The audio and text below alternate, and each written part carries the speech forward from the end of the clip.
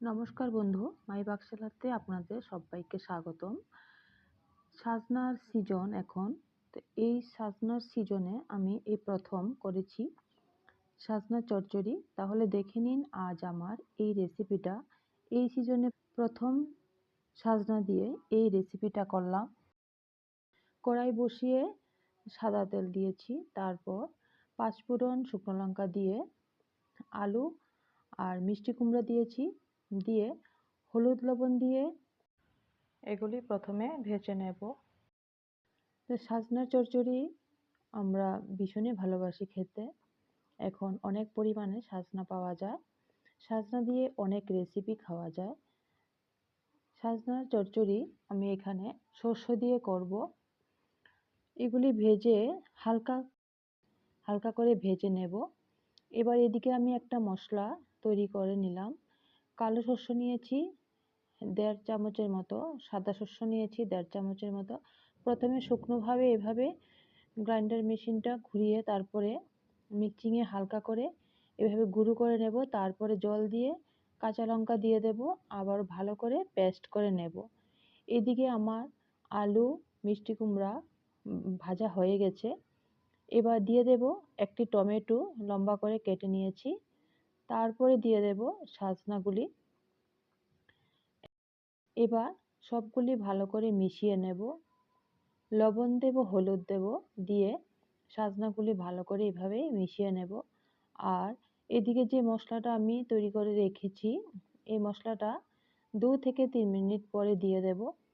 সাজনাগুলি যখন হালকা করে ভাজা হয়ে যাবে তখন দিয়ে দেব সর্ষের পেস্ট, দিয়ে মিক্সিং জারটা জল দিয়ে একটু ধুয়ে তারপরেও জল দিয়ে দেব অল্প পরিমাণে। 4 থেকে 5 মিনিটের মতো সাজনাগুলি মশলার সঙ্গে ভালো করে কষিয়ে নেব। এই রেসিপিটা আপনারা অবশ্যই সবাই খেয়ে থাকেন, ভালো লাগে। সাজনা চচ্চড়ি সবচেয়ে বেশি ভালো লাগে শস্য দিয়ে খেতে। শস্য পুস্ত দিয়েও এই রেসিপিটা করা যায়, ভীষণই প্রিয় একটি রেসিপি। দেখুন এভাবে আমি ভালো করে মশলার সঙ্গে কষিয়ে নিয়েছি। এবার দিয়ে দেব জল। প্রথমে অল্প পরিমাণে জল দিয়েছি, আর এর মধ্যে এখানে কাঁচা লঙ্কা চিড়ে দিয়েছি। এবার জল দিয়ে দেব ভালো করে, পরিমাণ মতো জল দিয়ে এবার ঢাকা দিয়ে দিলাম। আশা করি এই রেসিপিটা আপনাদের ভালো লাগবে। ভালো লাগলে বরাবরের মতো একটা লাইক, কমেন্ট করতে ভুলবেন না। বন্ধুদের সঙ্গে শেয়ার করে নেবে। নতুন বন্ধু যারা আছেন, যারা আমার চ্যানেলটাকে এখনো সাবস্ক্রাইব করেননি, তাদের কাছে অনুরোধ রইল আমার চ্যানেলটাকে সাবস্ক্রাইব করে আমার পাশে থাকার জন্য। এবার ঢাকা দিয়ে তারপরে রেখে দেব। পরিমাণ মতো লবণ দিয়ে দেব। ঢাকা খুলে দেখব কি পরিমাণে সিদ্ধ হয়েছে। আমি এখানে জলটা ভালো করে শুকিয়ে নিয়েছি। আপনারা যদি মনে করেন যে একটু মাখা মাখা করে নেবে, তাহলে জলটা এভাবে রাখতে হবে, ঝোলটা যাতে মাখা মাখা হয়। পারফেক্ট ভাবে সিদ্ধ হয়ে গেছে। এবার আমি নামিয়ে নেব।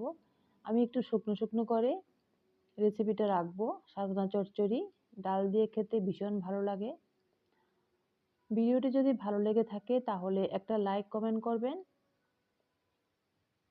সবাইকে ধন্যবাদ। ভালো থাকবেন, সুস্থ থাকবেন। আবারও অন্য কোনো দিন অন্য কোনো রেসিপি নিয়ে আপনাদের সঙ্গে শেয়ার করব। ধন্যবাদ।